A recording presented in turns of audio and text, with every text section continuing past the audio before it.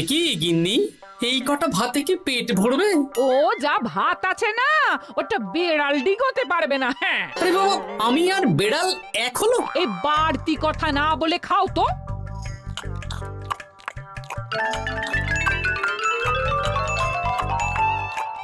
গিন্নি, পেটটা ভরেনি বুঝলে, তুমি আরেক হাঁড়ি ভাত বসাও।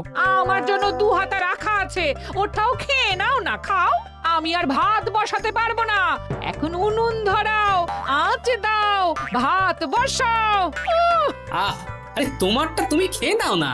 তুমি তো জানো আমার এইটুকু খাবার পোষায় না। তারপর তুমি আজকে ওই ওলের ঝোলটা যা বানিয়েছিলে না, আহা। খাই খাই খাই খাই করে আমার জীবনটাও খেয়ে ফেললে গো। আরে বাবা, ভগবান এই পেট দিয়েছে কিসের জন্যে? এত খাটাখাটনি সবকিছুই তো এর জন্যে নাকি? হ্যাঁ,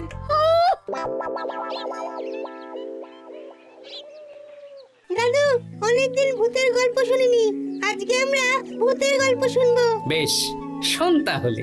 আমাদের রাজ্যে আজ থেকে বেশ অনেক বছর আগে একটা খুব পেটুক লোক থাকতো। তোমার মতন পেটুক?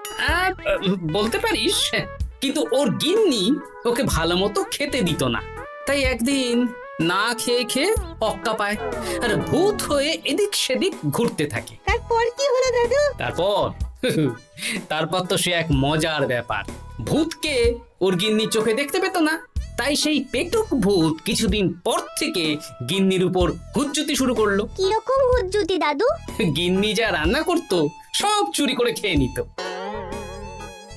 এই এসব উল্টো পাল্টা কথা বলে আমাকে ভয় দেখাতে পারবে না। হ্যাঁ, এই যে তোরা চটপট খেয়ে নে, নইলে তোদের দাদু আবার ভাগ বসাবে রে। খা। আচ্ছা দিদা। এই শোনো না, তুমি আমার জন্যেও আরো কয়েকটা বেগুনি ভাজো। হ্যাঁ, এই তো একটু আগে 4টে বেগুনি আর 1 বাটি মুড়ি দিলাম। হ্যাঁ, আরে সেগুলো তো পেটের কোন কোনায় হারিয়ে গেছে গিন্নি। তুমি ভাবো আমিও হারিয়ে গেছি? বেশি খিদে পেলে নিজে রান্না করে খাও। আর সে তুমি না থাকলে আমি রান্না করেই খেতাম। দিদা, দাদু কিন্তু তোমাকে চলে যেতে বললো। কি বললে? আমি চলে যাব? আরে তাহলে তাই হবে। এই গুলটে, তুই এসব কি বলছিস বলতো? গুছিয়ে বিদায় নিচ্ছি। আরে আরে আরে, কোথায় চলে যেতে বললাম গিন্নি? হয়েছি আর না, আজকে আমি বাপের বাড়ি চলে যাব। হ্যাঁ, এই দেখো, আমি কোথায় চলে যেতে বললাম? তোমার মনের কথা আমি বুঝে গেছি। এই দেখো, থাকবো না এই পোড়ার মুখ সংসারে। যা। লক্ষ্মী সোনা রাগ করেছে। হাওয়া গরম আছে, চল এখান থেকে বেগুনি নিয়ে এখন কেটে পড়ি। এই সামান্য ব্যাপারে রাগ করার কি আছে বলো তো? এবার নিজের সংসার নিয়ে নিজে থাকো। সারাদিন শুধু খাই খাই আর খাই খাই। নাও এবার ঠেলা সামলাও। ভুল করেও আমাকে বাপের বাড়িতে ডাকতে যাবে না বলে দিচ্ছি। যদি যাও তাহলে আমার থেকে খারাপ কেউ হবে না, এই বলে দিলাম। ওগো, তুমি আমায় ছেড়ে চলে গেলে গো। এবার আমি কার কাছে বায়না করবো গো?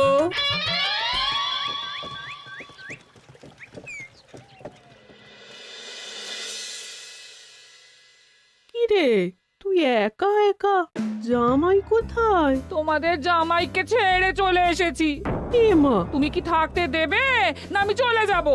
এসব আবার কি কথা বলছিস তুই? হ্যাঁ, এ তো তোরও বাড়ি। আমাদের ভাত ডাল জুটলে তোরও জুটবে। কি হয়েছে রে দিদি? দিন রাত খেটে খেটে কয়লার মতো পুড়ে যাচ্ছি, আর ওনার বায়না শেষ নেই। সারাদিন শুধু খাই খাই আর খাই খাই। এবার বুঝবে জামাই বাবু। হ্যাঁ, নিজে হাত পুড়িয়ে রান্না করার ঠেলা।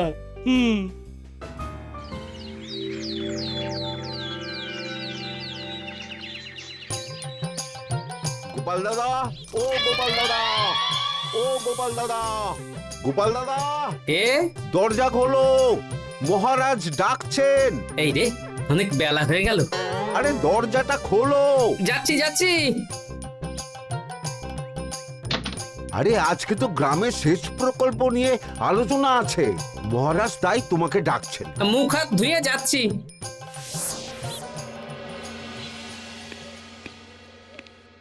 দেখুন মহারাজ, দেখুন এত বেলায় গোপাল এলো, তাও নিজে আসেনি, ডেকে নিয়ে আসতে হলো। সত্যি গোপাল, আজকে এত জরুরি একটা আলোচনা সভা, কোথায় তুমি তাড়াতাড়ি আসবে? তা না করে গোপাল বাড়াবাড়ি করে ফেললো। গোপাল, এই আমি শেষবারের মতন বলে দিচ্ছি, ফের যদি এরকম রাজসভায় দেরি করে আসতে দেখি তাহলে কিন্তু কড়া ব্যবস্থা নেব। আসলে মহারাজ, আমার গিন্নি গতকাল রাগ করে বাপের বাড়ি চলে গেছে, তাই বেশ হয়েছে। আচ্ছা, যে জন্য আজকের আলোচনা সভা ডাকা হয়েছে সেটা হলো আমাদের রাজ্যের দক্ষিণে একটা সেচের জন্য পুকুর খনন করা হচ্ছে। এ তো খুব ভালো কথা মহারাজ। দক্ষিণের চাষি ভাইরা অনেক দিন ধরে জলের সমস্যায় ভুগছিল, এবার একটা সুরাহা হবে। কিন্তু এটার জন্য তোমাদের বেতন কয়েক মাস কম পাবে তোমরা। একই কেন মহারাজ? তোমার তো এখন একজনের সংসার গোপাল, তোমার আবার চিন্তা কিসে? তাহলেও সেচের জন্য পুকুর খোঁড়া হবে, তার সাথে আমাদের বেতনের কি সম্পর্ক? কারণ ভাড়ারের অবস্থা খুব একটা ভালো নয়, তাই আগামী 3 মাস তোমাদের বেতন 5 মোহর করে কম দেওয়া হবে। হ্যাঁ? হ্যাঁ নয় হ্যাঁ। আর ওই 3 মাসের কেটে নেওয়া বেতন চতুর্থ মাসের বেতনের সঙ্গে যোগ করে দেওয়া হবে।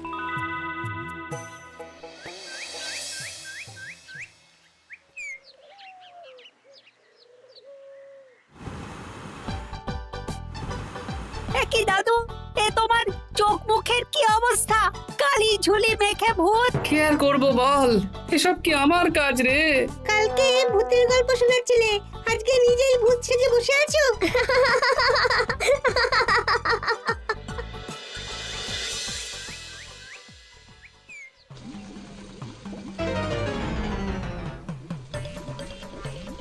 এই রে, ভাতগুলো পুড়ে গেছে। দূর দূর দূর, এভাবে হয় নাকি? না, এবার থেকে ভোজনালয় থেকেই খাবার খেতে হবে। একার জন্য কে আবার রান্না করে? দূর দূর। কি গোপাল দাদা, তুমিও আমার মতন ভোজনালয়ে খাচ্ছ? আমার না হয় বাড়িতে রান্না করার কেউ নেই। আমারও নেই, যে ছিল সে ছেড়ে চলে গেছে। ভাই, আর একটু ভাত দেবে? গোপাল দাদা, ভাত আর হবে না গো, আরো কয়েকজন দৈনিক খদ্দের আসবে, তাদের জন্য রেখে দিয়েছি। তাহলে কি আর করা যাবে? একটু একটু ওই তরকারি একটা শাল পাতায় মুড়ে দে, বাড়িতে গিয়ে মুড়ি দিয়ে খাবো। আচ্ছা, তা দিচ্ছি। তুমি খাওয়া হয়ে গেলে হাত মুখ ধুয়ে নাও। আচ্ছা গোপাল দাদা, গিন্নিমা চলিয়ে গেল কেন? সে তোর গিন্নিমাকে গিয়ে জিজ্ঞেস কর। সেটা জিজ্ঞেস করতেই হবে, তোমার মতো একটা ভালো মানুষকে ছেড়ে চলিয়ে গেছে।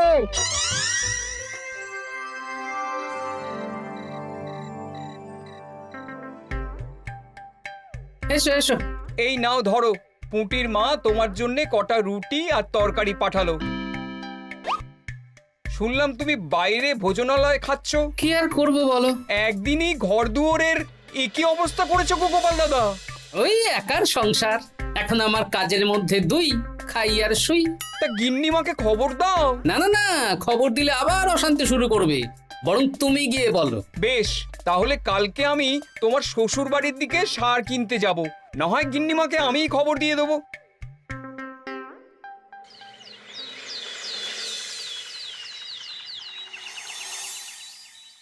বাড়ি ঘর অগোছালো, তাতে আমি কি করতে পারি? এখন আমি আর ওই বাড়িতে থাকি না। হ্যাঁ, শুধু তাই না, গোপাল দাদা বাইরে ভোজনালয়ে তেল মশলা দেওয়া উল্টো পাল্টা খাবার খাচ্ছে গো। থাক, আমাকে এসব কথা শোনাতে আসবে না পুটির বাবা। আমার খাটতে খাটতে জীবনটা কয়লা হয়ে গেছে, কয়লা। ওনার বায়নার শেষ নেই। হ্যাঁ, বুঝলে গোপাল দাদা, আমি গিন্নিমাকে অনেক করে বোঝালাম, কিন্তু কিছুতেই কোনো কথা শুনলো না। বেশ, শুনতে হবে না। এরকম বললে হয় নাকি? চারিদিকে ঘর দুয়ার অগোছালো, খাবারের থালা বাসন এদিক ওদিক ছড়িয়ে ছিটিয়ে আছে। ওরে বাবারে, ইঁদুরেও আস্তানা করেছে। যা হচ্ছে হোক।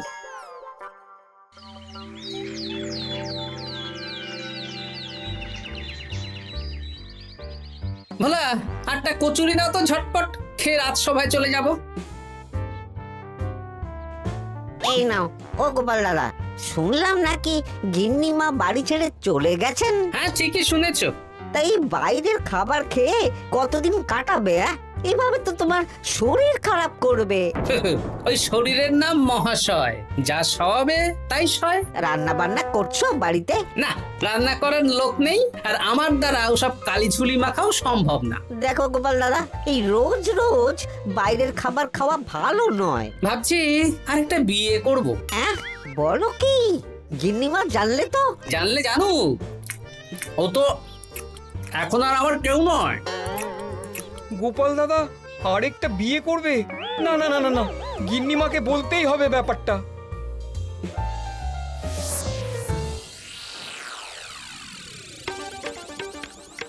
গিন্নিমা, তুমি আবার এসেছো পুটির বাবা। সর্বনাশ হয়ে গেছে। আবার কি সর্বনাশ? হ্যাঁ, বাড়ির চারিদিকে অগোছালো, ইঁদুর মশা মাছি ঘুরে বেড়াচ্ছে। আমি আর ওই বাড়িতে যাব না। গোপাল দাদাও সেই ব্যবস্থাই পাকাপাকি করতে চলেছে, আরেকটা বিয়ে করবে। কি বললে? জল জ্যান্ত বউ থাকতে আরেকটা বিয়ে? হ্যাঁ, আমি আজকেই যাব। ওর একদিন কি আমার একদিন? হ্যাঁ, আমি আজকেই যাব। এই দিদি, এক মুহূর্তে এরকম বদলে গেলি কেন? আবার আবার তো জামাইবাবু তোকে কাটাবে। তা বলে তোর জামাই বাবুটাই অন্য কারোর হয়ে যাবে? হ্যাঁ, আমি বেঁচে থাকতে আমি হতে দেব না। তাহলে দিদি আমিও যাব। ওই জামাইবাবু অতিরিক্ত খায়, জামাইবাবুর খাওয়া বন্ধ করতে হবে, বুঝলি? ঠিক আছে, চল তাহলে চল। ঠিক আছে, চলুন তাহলে। হ্যাঁ হ্যাঁ, তাই চলো। বুঝলি দিদি, আমার মাথায় একটা মতলব এসেছে। হ্যাঁ। কি মতলব শুনি?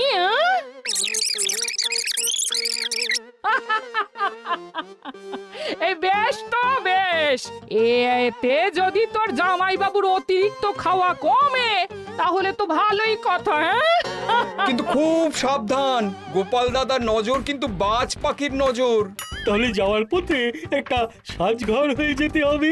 হ্যাঁ, তাড়াতাড়ি চলুন, রাতে মনে হয় ঝেঁপে বৃষ্টি হবে। কই গো, বলি কোথায় গেলে? এ কি, আমি তো বেশ ভালোই ছিলাম, তা তুমি আবার ফিরে এলে কেন? আমি বেঁচে থাকতে তুমি আবার বিয়ে করবে? ওসব চলবে না। আমি এক সাধক বাবাকে নিয়ে এসেছি, তোমার সব ভীমরতি ইনি ছড়িয়ে দেবেন। হ্যাঁ, আজকে থেকে তোমার অতিরিক্ত খাওয়া দাওয়া বন্ধ করার দায়িত্ব এনার। যা বাবা,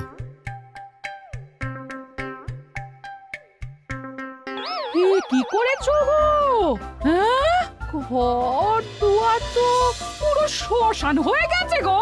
এখন আবার তোমার ঘর তুমি পরিষ্কার করো। সে করছি, তুমি যাও বাজার করে নিয়ে এসো। ভোলার দোকান থেকে বেশি করে ছানা আনবে, আর রাতে ছানার বড়া করে তরকারি বানাবো। হ্যাঁ, আহা, কতদিন খাইনি, এক্ষুনি যাচ্ছি। উহ, তাড়াতাড়ি যাও, তাড়াতাড়ি যাও। মেঘ ডাকছে, রাতে বৃষ্টি হবে। আমি এই ঘর গুছিয়ে রান্না বসাচ্ছি গো। বলো কি গোপাল দাদা, গিন্নিমা ফিরে এসেছেন? হ্যাঁ, সকালে তোমার দোকানে বলেছিলাম না বিয়ে করব, সেটা নিশ্চয়ই কেউ শুনে গিন্নির কানে দিয়েছে। ব্যাস, ঘরের বউ ঘরে চলে এলো। সকালে যখন তোমাকে আমি ওই কচুরি দিচ্ছিলাম, তখন তো ওই পুটির বাবাকে দোকানের সামনে দিয়ে হেঁটে যেতে দেখেছিলাম। তাহলে পুটির বাবাই খবর দিয়েছে, ভালোই হয়েছে। যাই হোক, আমাকে ওই 500 গ্রাম মতো ছানা দাও তো, গিন্নি ছানার বড়া দিয়ে তরকারি করবে। ভালো তো, ভালো তো, তোমরা ওই কর্তা গিন্নি একসাথে খাবে। আবার কোন সাধককে নিয়ে এসেছে যে আবার খাবার খাওয়া নিয়ন্ত্রণ করবে?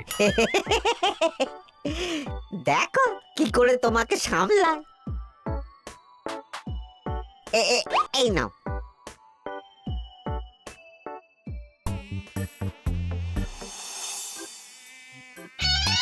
দেখি গিন্নি, আমার জন্য দুটো বড়া আর ওনার জন্য এতগুলো?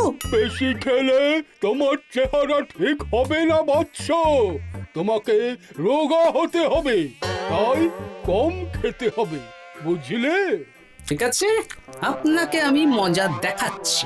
অগত্যা গিন্নির হাতের খাবার খাচ্ছি, এই আমার 14 পুরুষের ভাগ্য ভালো।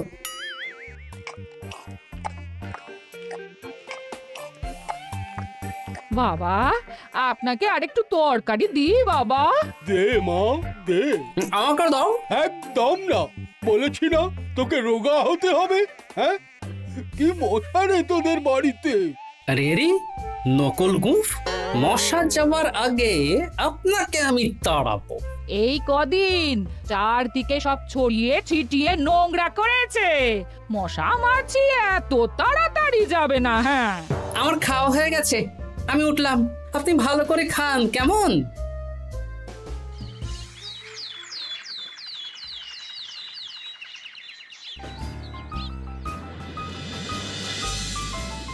বিজ্ঞানী, আরে গোপাল যে, কি ব্যাপার? একটা সাহায্য চাই বিজ্ঞানী। বলো বলো, আমি কি করতে পারি?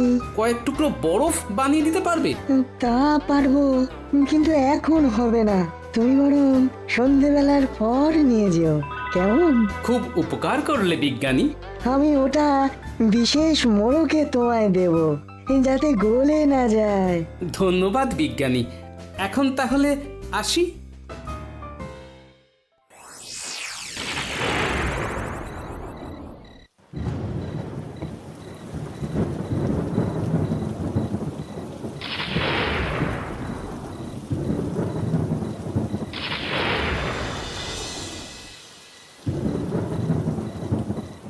ভালো করেছিস বাবা, যা মশার উৎপাত, মশারি ছাড়া ঘুমোনো যাবে না। কথায় আছে সেবাই পরম ধর্ম, তাই একটু ধর্মকর্ম করছি আর কি।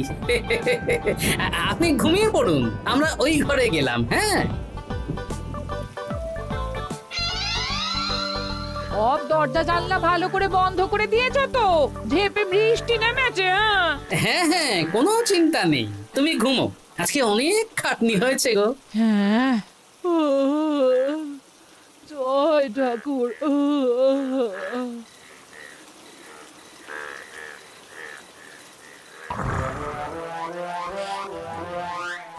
এই তো গিন্নিও ঘুমিয়েছে, এবার আসল কাজ শুরু হবে।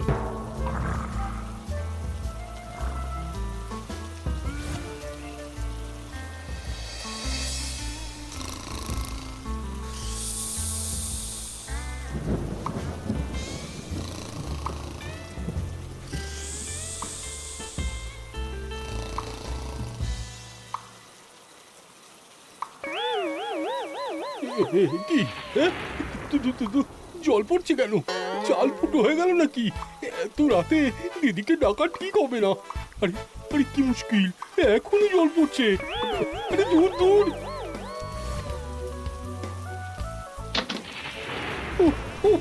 বাপরে বাপ।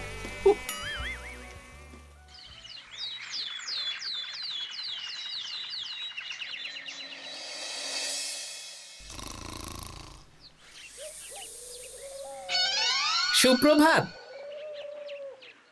প্রভাত আর শো নেই। কেন? সারা রাত প্রথমে ভিজেছি, তারপরে মশার কামড় খেয়েছি। ভিজেছেন কেন? আচ্ছা, এ কি? আচ্ছা। রাতে চাল ফুটো হয়ে জল পড়ছিল। আচ্ছা। বাবা, খুব ঠান্ডা লেগেছে। একটু একটু মধু আর তুলসী পাতা দে, একটু খাই। এই দিচ্ছি বাবা। এ হতেই পারে না, কদিন আগেই তো চাল সারিয়েছি। ঘরের মধ্যে তাহলে জল এলো কি করে? ঠিক যেভাবে আপনার নাকের নিচে নকল গোঁফ এসেছে শ্যালক বাবু, ঠিক সেইভাবেই। এই রে, হয়ে গেল। দাড়িটাও তো নকল। না মানে আমি বুঝিয়ে বলছি গোপাল, তুমি তো একটু বেশি করে খাও, তাই আমি ভেবেছিলাম ওই তোমার যাতে খাওয়াটা একটু কমে, তাহলে আমার দিদির খাটনিটা একটু কমবে। খাটনি কমাতে তো আপনি আসেননি, উল্টে আপনি নিজে ছলে বলে খাচ্ছিলেন। অতিথি হিসেবে এলে নিশ্চয়ই খাওয়াতাম, কিন্তু এটা আপনি ঠিক করেননি। ওগো, ও তো আমার ভালোর জন্যই করেছে। তুমি আমার বিবাহিত স্ত্রী, ও এখন তৃতীয় ব্যক্তি, তুমি ওর কথা কেন শুনবে? হ্যাঁ, প্রথমে বাচ্চাগুলো মস্করা করলো, সেই শুনে তুমি চলে গেলে। হ্যাঁ, ওরা তৃতীয় ব্যক্তি, ওদের কথায় কান দিলে। তারপর পুঁটির বাবার কথা শুনে বিশ্বাস করলে আমি সত্যিই বিয়ে করছি। হ্যাঁ, এই জন্যই তো চলে এলাম। হ্যাঁ, এখানে পুঁটির বাবাও তৃতীয় ব্যক্তি, আর তারপর শ্যালক বাবুর কথায় আমাকে কম খেতে দিচ্ছ, আর উনিও তৃতীয় ব্যক্তি। ইয়ে, না মানে? হ্যাঁ মানে, না মানে কিছু না। যখনই সংসারে স্বামী স্ত্রীর মাঝে তৃতীয় ব্যক্তি প্রবেশ করবে তখনই অশান্তি হবে। নিজেদের সমস্যা আমরা নিজেরাই ঠিক করে নেব। আচ্ছা গো আচ্ছা, ঠিক আছে, আর কোনো বাইরের লোকের কথা শুনবো না। এবার বলো তো, ছাদ থেকে জল পড়ার ব্যাপারটা কি? ওটা তো কাল রাতে মশারির উপরে বরফ রেখেছিলাম, আর সারা রাত ধরে বরফের জল শ্যালক বাবুর গায়ে পড়েছে। ছাদ ঠিকই আছে গিন্নি। হ্যাঁ নয় হ্যাঁ, কাল যখন খাবার খাওয়ার সময় দেখলাম আপনার গোঁফ খুলে যাচ্ছিল, আপনি ঠিক করলেন, তখনই একটা সন্দেহ হয়। ওরে ওরে গোপাল, আমি আর তোমাদের কর্তা গিন্নির মাঝে থাকবো না। আমি পালাই, আমি পালাই। ও, ও, ও, ও, ও, ও, ও।